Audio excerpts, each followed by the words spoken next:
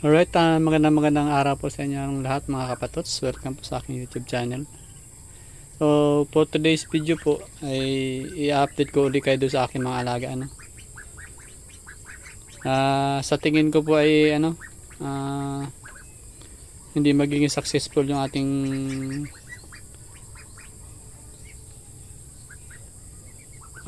ginawa. Dahil, ayan po, sa ngayon po ay lalong dumami yung mga may sakit natin.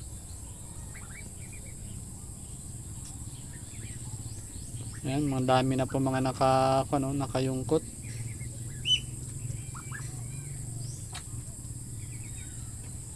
Nanghihina sila. Ayan, may mga sign na yan ng sakit. Na yan. Yung mga itik lang ang medyo malakas-takas pa. Pero walang sigurado ito kung hindi sila manghihina.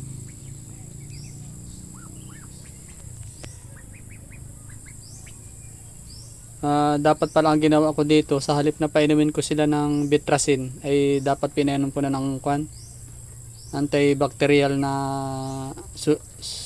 soluble. Pero ang ginawa ko nung mga nung una ay yung lang. Yun nga, yung Bitrasin lang, Bitrasin na vitamins lang. So, hindi tayo nagbigay ng gamot talaga.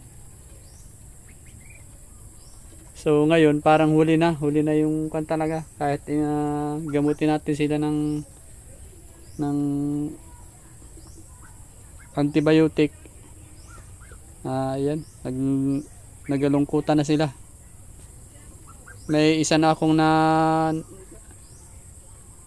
namatay din na ganyan, pato.